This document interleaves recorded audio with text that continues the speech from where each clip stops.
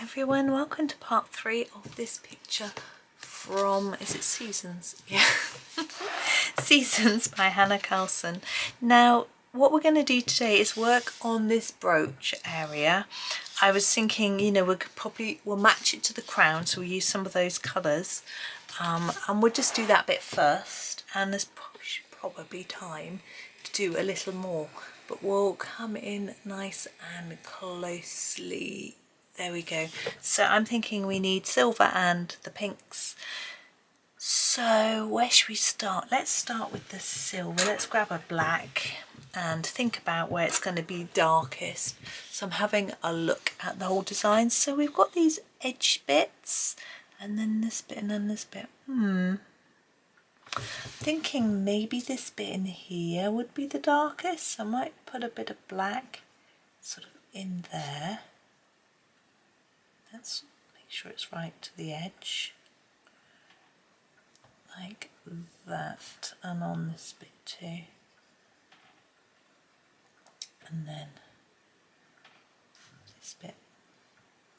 Just going to work round doing this firstly on these little sections. I hope everyone's doing well today. This is a little bit different to what I would normally do, I think. I'd be interested to see how you find it. I know not everyone has Hanna Karlzon's books, but I suspect most of you have some which have a person in. So I hope that, you know, it'll be useful, but also of course this bit. I'm going to do these little bits in here as well. Of course this bit is not necessarily on a person, you know, sort of gemstones and things come in quite a few different books. So you might be able to pick up some useful hints there. Now, what I've got to decide is here we've got these sort of 2 layers and we've got the same going on in the centre here. And what I think I might do is make this outside one stand out a bit more. So I'm going to put an element of shadow along here. And I'm going to do the same thing in the middle. See, this is the bit I find the hardest. It's just sort of working out what I'm going to do with each bit. Once I've done that, I'm going to do the same here. Look, I can just get going really. It's trying to work out how am I going to make it look like it's shaped. And I also want a bit under the... I can try and make this one a bit thinner. Quite tricky.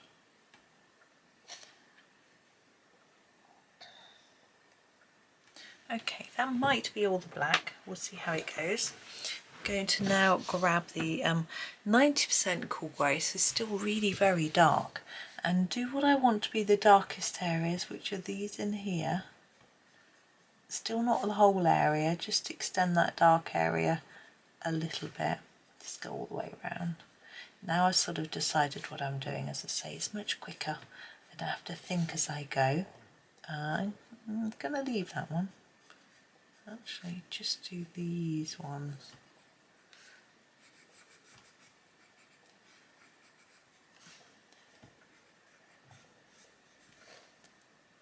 Yeah. Now I'm going to use the next one that we used, which was the 70%, and I'm going to complete these areas here. So just fill that in entirely. I don't necessarily want to leave a shiny bit here because it's a sort of shadowed area, and we're going to go in and do these as well.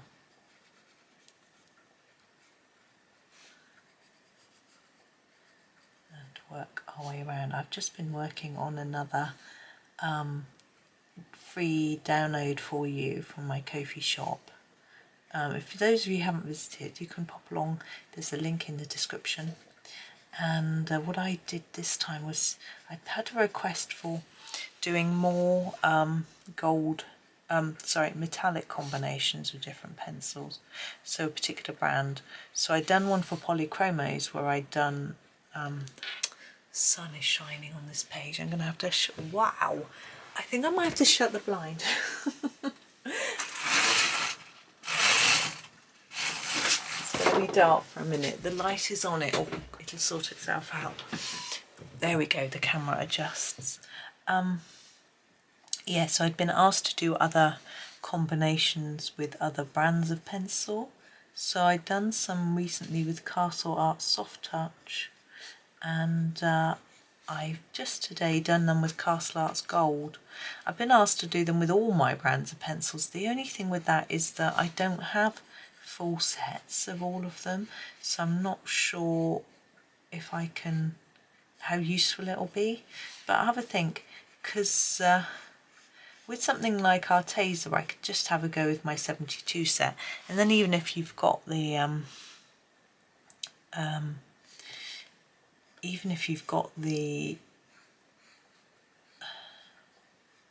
sorry, I'm concentrating, 120 set, you'll still be able to use those 72 set combos, whatever set you've got.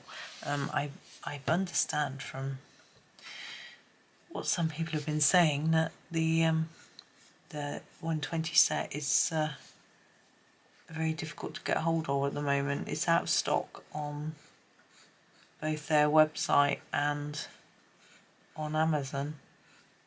But anyway, right, let's do these arches.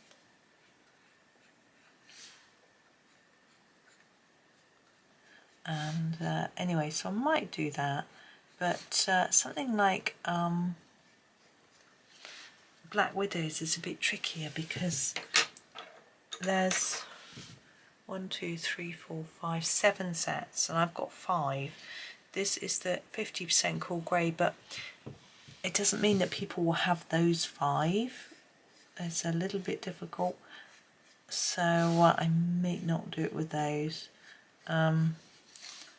I could do it with some Tombos. Actually, I was going to use my Tombos for my next planner page, but I didn't. I don't know what I used actually. I'm just looking at it. I can't remember what I used. Oh, did I use Chroma Flow? No, I used Black Widow. That's right. This is a bit darker than the crown, but I don't think that matters. I'm just having a look. Oh, we need to extend this bit out a bit too. Try and leave a little white edge if you can. There we go. Are all those other bits going to be gemstones? I think so. So we're going to use the process red like we did before. I'm going to use it for all these outside ones first. For this triangular one, I'm going to sneeze. Oh, it's better. I'm going to just fade them to the end, I think. Like that. I might block these in. Quite small, aren't they? I'd quite like to have sort of gone round them like I did with the ones in the crown, but they're a bit of a different shape, so I just feel like they need a different treatment. Now the one in the middle is tricky, isn't it? We can see it's got this sort of shape to it, but I have a cheat that I use for those sorts of shapes of gemstone, and I will show you and you can decide if you like it or not once we get there. Oh, it's a big sneeze. So what I do is I make the dark corner quite dark, and make all the corners quite dark like that. Then for this side, darker at the edge and then light it off on all of them. So hopefully it gives the impression that this bit is raised above, and then what I do is I just put a bit like that, and it hopefully looks like that top bit's catching the light a little bit. We need to do these bits here. Now I was looking at her blouse and her headdress. I don't know what this is that's coming down from the crown, and thinking about colours. Now it looks rather like chainmail, doesn't it? And I'm wondering whether to just use a grey and try and continue our sort of metallic look. So I think that's what I might do for that. The blouse I'd quite like to do in white, but that's a bit daring for me. Right, what I've decided to do is to use the mulberry for the ribbon. So we can see we've got a little bit of a ribbon that this brooch is on. So I'm just doing a light bit and then a little more like that. So it looks like this outside edge is sticking out slightly compared with the rest of the ribbon. On this side we're going to add a little bit of dark and lighter areas. So this bit here I'm going to make a bit darker and just fade it quite quickly away, and this bit darker to make it have a sort of, hopefully, a little bit of a satiny feel to it. Do the same with that a bit, but I quite like this to look like it's darker along there and there, to make it look like there's some shape. There we go. Happy with that. Okay, I'm not going to put any white on here like we did on the top. You can do, but I'm going to smudge it if I do it now, so I'm not going to do it now. I'm going to come out, we're going to have a little look at this headdress.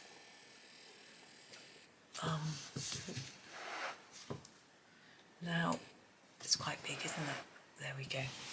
Now I am thinking, what colour grey? Got cool grey. I'm wondering whether to, I think I'm going to go down to this one. This is our 30% cool grey, and I'm actually going to do this. I'm just going to colour it over with the 30% without doing anything shading wise whatsoever to start with. Now, because Prismas are quite soft, it's not too difficult to get quite a nice evenish colour across something, especially if you hold the pencil a little further up like I am. Just go over it. Now, if you wish, you can leave it just like this. You don't have to do anything else. But I feel like I want to make each of these little things look like scales. But that's going to take quite a bit of time. Now we've got a bit in here, look. I'm going to try and do this bit just a tad darker, because I think it would be shaded or shadowed, because it's sort of inside of the area. I've just noticed we've got these bits at the bottom of there. I don't know whether they're supposed to be part of the brooch, collar, ribbon, whatever it is. That's a little darker, and then back out here a bit lighter again.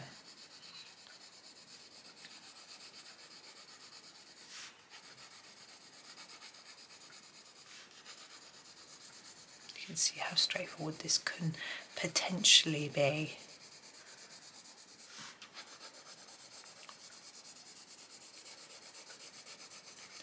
Now on the edge we've got these teardrop shapes. I'm just thinking about those while I'm colouring, and I'm thinking I might do the sort of central part as a gemstone, the outside part is a sort of metallic bit, and then maybe colour around them with an even lighter grey than this. Let's have a think, let's have a look. Yeah, let's grab our processed red and do all these centre bits in this. I'm going to just block them in and that circle.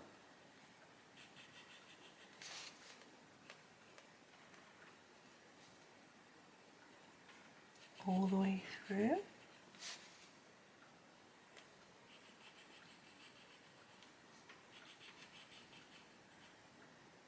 And then I'm thinking this outside bit could look a bit metallic, like those circle, like these sort of arches on the crown.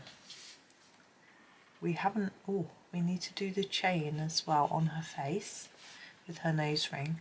Now I'm thinking that would certainly need to be silver, so we can do that in a minute as well. So we can do that and then think about the rest as we go. What I tend to do when I'm colouring something, any page, is if there are bits I don't know how to do, I leave them. I do the bits that I know how to do. Not so much necessarily knowing the technique, but knowing how I want to colour them. And then everything sort of falls into place. Like this bit in the background where we've got these leaves and bugs. Well, I decided that I would do the flowers that are on there already. I've decided that I'm going to do them in the blue that we use for her eyes, so that it ties them in, because there's no blue yet and it's going to look a little bit weird if that's the only blue. So I shall use the true blue, I think it was I used, wasn't it? We shall use that for the flowers, and then that will help her eyes to stand out. I would like those blues. And then not sure about the leaves though, whether to introduce a green into the whole mix. Excuse me, we'll see. Let's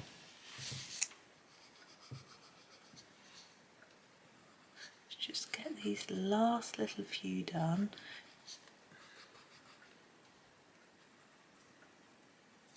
There we go. Now I'm thinking that I wanted this background bit here to be an even lighter colour than our scales. So I'm just going to grab that at the minute. This is the 20% cool grey. And I'm just going to colour all this background bit in here with it first. And then the sort of bits that I want around those gemstones I'm going to do a little bit darker in a minute. And we shall also do some detailing on the this. I'm wondering what it's supposed to be. It looks like snake skin. I'm colouring a snake in Tales from the Forest Kingdom at the moment. And yeah, it's I finished the snake bit now on the page, so I've got the less scary bits to do now, which is good. But the snake scales look just like this. I'm thinking it's more of a chainmail, but I'm not sure. I guess it's always open to interpretation when it comes to a colouring book, which is part of the joy. It means that you are doing something creative. You know, I think it's tempting to think that because you're colouring in someone else's drawing, it's not creative, but far from it. I mean, the person who drew the pictures, whoever's you are doing, may not have even thought about what colour they wanted it. They might not be very good at choosing colours, for example. So you're doing part of the creative job by picking them. But if you're just colouring along and copying someone else, that's fine too. You're just learning new skills, and also hopefully having fun and relaxing, which is what I always hope my videos are. I hope so.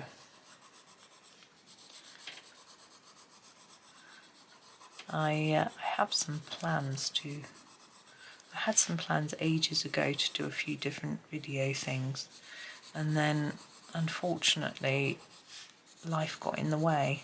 I mean, this is a full-time job for me anyway. I spend, you know, a proper working week amount of time making videos, doing swatch charts, keeping my website up to date, newsletters, you know, blog articles, social media posting, everything else. You know, it takes time, obviously.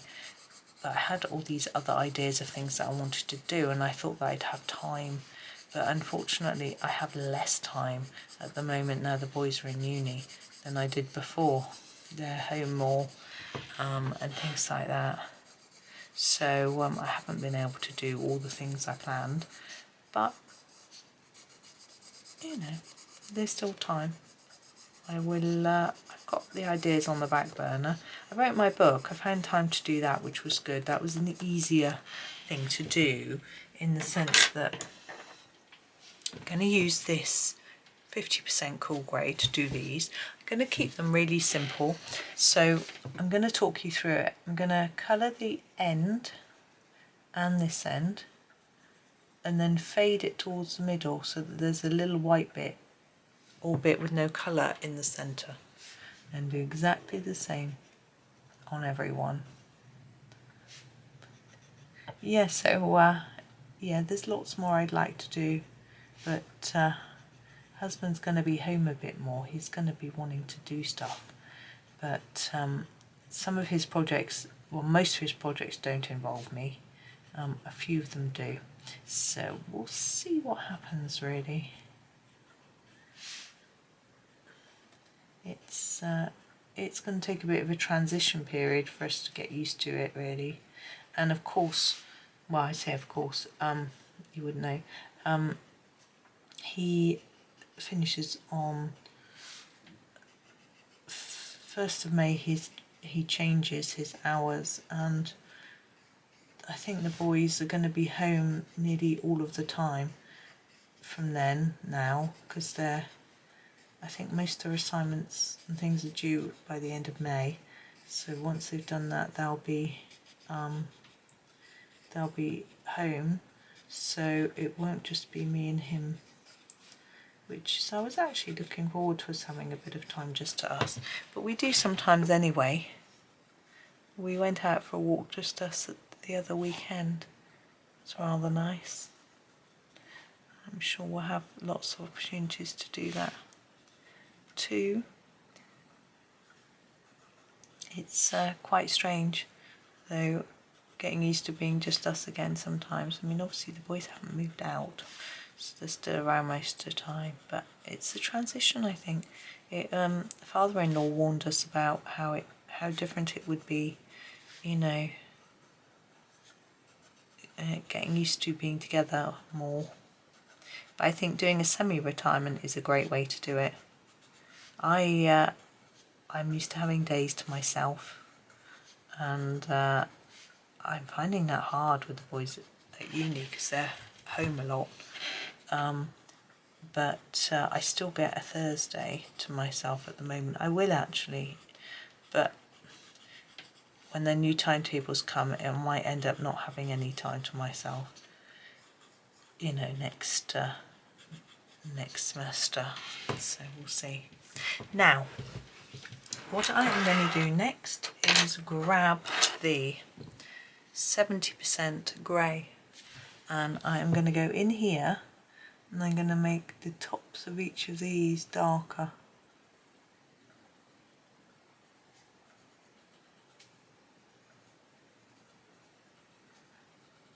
Now this is going to take some time, especially on the other piece. I'll do this one fairly quickly, I think. Not taking as long as I thought, so it might be okay. I didn't know whether to do it off camera, but I don't think I will. Might as well do the whole thing on camera. But that is just basically, I'm trying to get the deepest colour at the top and then just fading it down and leaving some of that lighter grey there. Now, because this bit is darker, I'm using a darker grey for this part than I will for the rest of it. So when we get to doing the outside bit, now I'm going to swap to the 50% cool grey, and do these and that. So sometimes I never know what to talk about, what to tell you about. I really ought to put a Q&A or something on my well, if you've got any questions for me, just general questions, ask me and I can answer them in a video. Q&A videos, I think, are usually better on a live, aren't they? Because you can ask in the chat and I can answer. But I don't do live, so we can't do that. So it's a matter of you sending me questions to answer, I suppose. But I don't know if you want to know anything really. You know, I can tell you a bit about my colouring history, but some of you will know already. I started colouring in 2013. I was in a Gloucester Services and found Johanna's Secret Garden book. It was the very first printing with the very rough yellow paper, and I looked at it and thought it was delightful, but thought I would never use it, and I wouldn't get time. My boys were 5 at the time, so I didn't buy it. But I went home and I googled Johanna.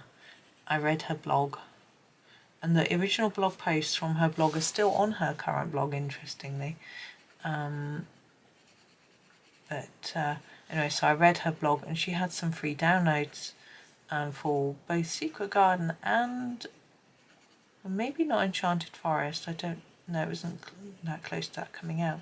So I printed those off and I coloured them with my husband's Stella Norris pencils, and enjoyed it more than I had ever imagined I would. And he ordered me the book nearly right away. He ordered it off Amazon, and so that was where it all started, really. And I was colouring in a colouring group, and joined a colouring group on Facebook called Inky Obsession, and there were people in there like Emily Illustrator. I can't think of anyone else who's become a YouTuber that was in it, but anyway, and that was all good. And then I joined the Facebook group Johanna Basford Your Pages because I think Johanna Basford mentioned it in one of her lives or something. And then I also, once I started doing videos because I did a colouring course and I was disappointed and it wasn't what I wanted. So I decided that if I wanted something, other people might want it too. So I'd just try putting some stuff up on YouTube. And I was really nervous and I didn't talk for my first few videos. And then I got my nerve up and I asked Helen Elliston if I could do a flip through of her fourth colorist special effects book. Interestingly, she's about to release her 5th. Anyway, and she said yes, so I did a flip through, and then I did a tutorial using one of her tutorials from the book, again with her permission, and that's where it started, really. And yeah, just grew and grew. I mean, obviously now I've got over 2,000 videos, so I really enjoy it, obviously, and that was that. And then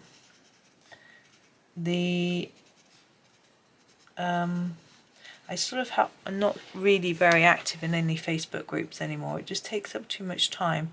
I have to concentrate on things that are gonna really help to build the channel and stuff. So most Facebook groups don't allow you to post links to videos. And I used to, but they stopped it being allowed, which is okay, fair enough. And I think only the admins are allowed to post links to videos now. And so I'm not also, I used to feel that if I was in the group, I wanted to be active and sort of like and comment on everybody's pictures and things, and that take up so much time. So I just thought it was better just not to be active at all, which is what I did. Yeah, so that's my sort of story, really, behind why I started. And then I used to only do Johanna Basford. Obviously her work is lovely. And then some Dominica Stoper saw my video channel and asked me if I would have one of her books or 2 of her books for review, which she sent me for free to review. And so I did that, and then I coloured those, and then I just I think Rita Berman was the next person's book I got. When she released Europa, I just really thought it was so pretty. I must have seen it on Instagram, and she did a free download before it, which I did, and I just really, my eyes are going funny, so I've got to sit back a minute. I think I'm just going to go down this edge now. I can't see that bit over there very well. So yes, so I moved to Rita, doing some Rita, because her style is fairly similar to Johanna's, I think. And then I started doing, people started sending me books actually, which was very kind of them. And I think I got Hannah's Daydreams book. Got Maria Trolle book, Twilight Garden. I think that my mum gave me those actually for my birthday or something like that. So I had those, and then all sorts of other things sort of came along really. People send me various little books as gifts, which is very kind, and so I had a play. And of course I finished loads of books now, which is nice. So I finished Dominica Stoper's books, though she's got a colouring book which I haven't got, which is one that she did, I think it was with Mental Health Island, so it's sort of pictures and phrases and things rather than just a straightforward colouring book. And yeah, so I've got lots, and finished 2 Rita Bermans now, all of Johanna's, some twice, almost finished one of Hannah's, finished lots of little mandala books, lots of Matchstick Mouse books, that sort of thing. Yeah, so got lots done, and just I'm still really enjoying it and really reaping the benefits. I find actually making videos more relaxing than colouring when I'm not making videos. I think because I have to remain calm, and I can't be distracted by anything like the news or TV or people or anything. It's just full concentration on colouring and talking. So I find that more relaxing, which is part of the attraction, I guess, of making videos for me. I'm shading it there. This is quite repetitive. It's quite meditative though. So it depends on what you enjoy doing, but we will do something else before I finish. We won't just do all this.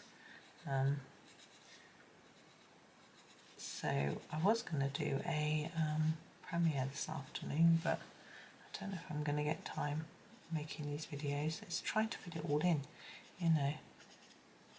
Premieres are fun, and get to chat to you. Some people come on and chat, which is nice. In the I think it's better than a live really, because in a live I would have to keep looking up at your comments, trying to answer your comments and colour something, and I think that's a bit tricky. Whereas in a premiere I'm talking and colouring in the video that's already been pre-recorded, and then I can be there in the live chat answering questions, or you know, just generally chatting about whatever it might be, and my full attention can be on the chat, and the colouring can just continue. So if you not interested in the chat, you can just watch the video. So I think it does work out well. And some people prefer to do lives. I think there's an element of, my son does lives, he's doing one tonight, and I think he likes it because he doesn't have to edit, so he prefers that. Oh, just shifting my position. Yeah, so there's an element of that, you know, it's a little bit easier in some ways, and some people like the whole community feeling of it, you know, having people right there that they can chat to as they colour.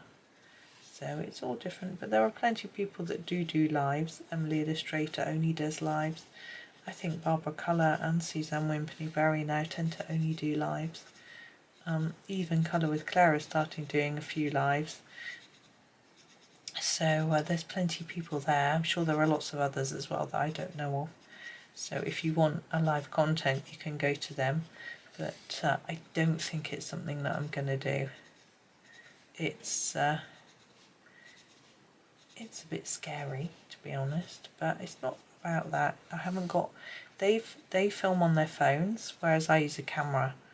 If you film on your phone, you can take it directly out to YouTube, but if you do it on a camera, you can't. You have to go through another piece of software, which means I would need to put it through a laptop, and seeing your chat would be very difficult. I suppose I would have to see it on the laptop, and it just feels a little bit complicated. But I know that some people do it through several things at once. It's possible to chat through Twitch and YouTube, and sometimes or put things through Instagram and Facebook at the same time, that sort of thing. And it means you have the potential for a larger audience and perhaps to make more money that way, you know, because obviously while your video is playing, whether that's alive or not, you can donate money. YouTube have just changed theirs so that as well as being able to donate during lives using super thanks, is that what it's called? You can also do that on a pre-recorded video, and so there's that option.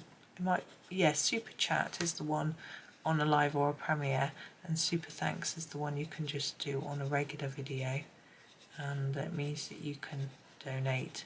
And you know, obviously lots of YouTubers like myself do it as a career, so it's a way of, you know, encouraging or reminding people, that sort of thing. But I know with colouring it's so difficult for colourists because they've got so much to buy.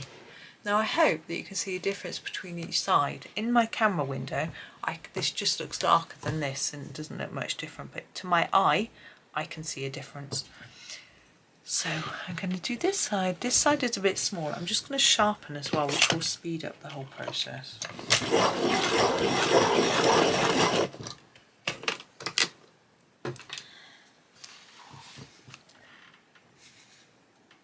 Yeah, so I think live is just a very different thing.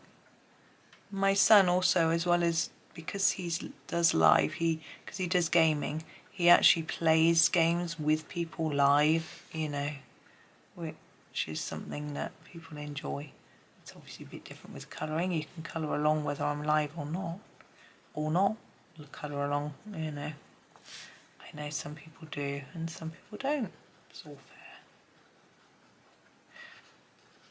Now I did say I was going to do something else before the end of this video, but I'm not sure whether I am or whether I'm not now.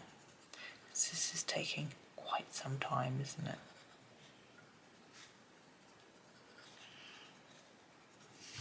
But we'll see. We'll see what happens when I get to the bottom.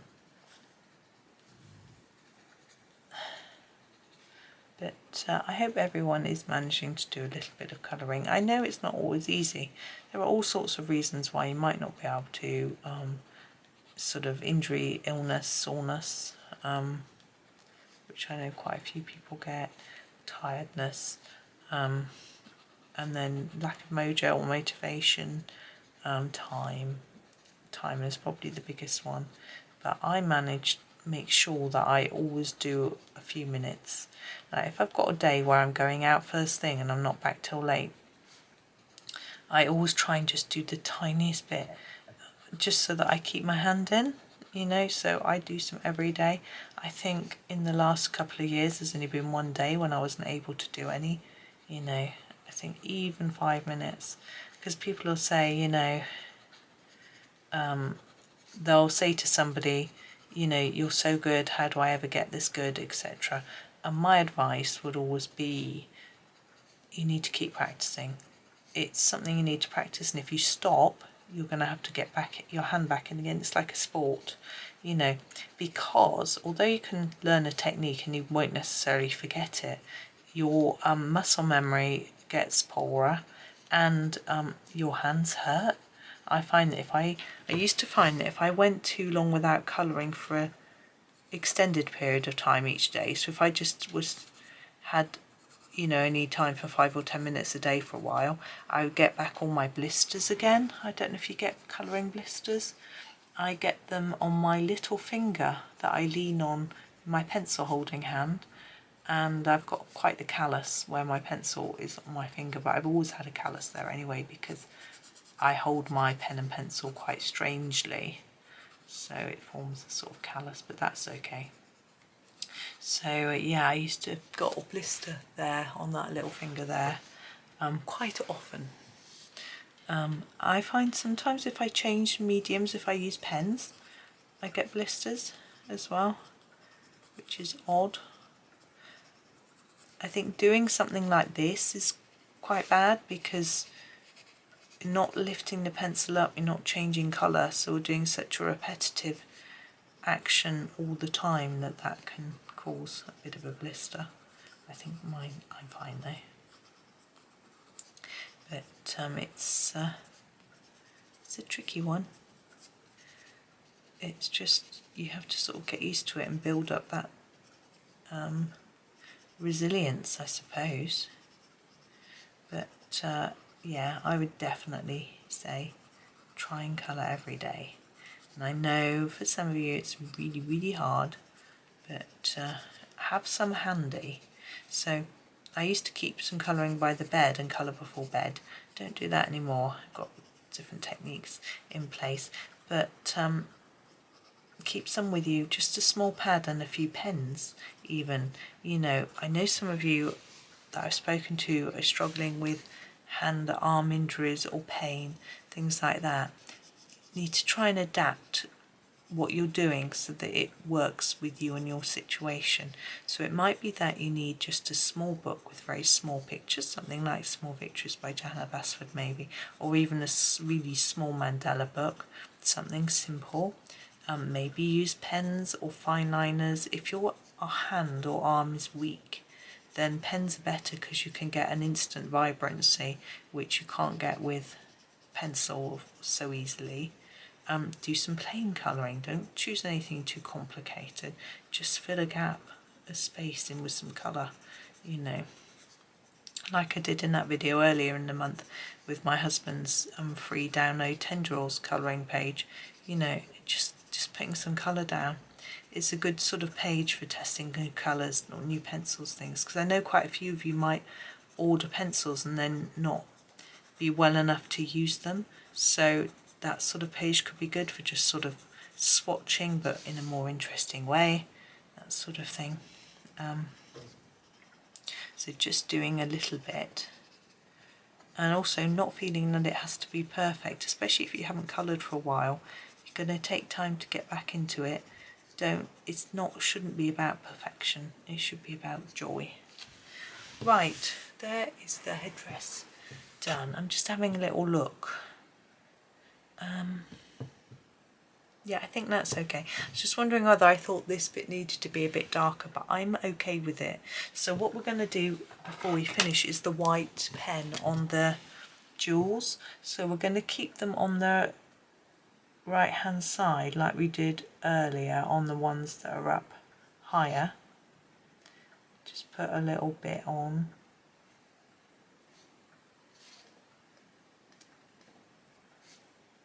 And this one I'm going to put a bit on each side like that.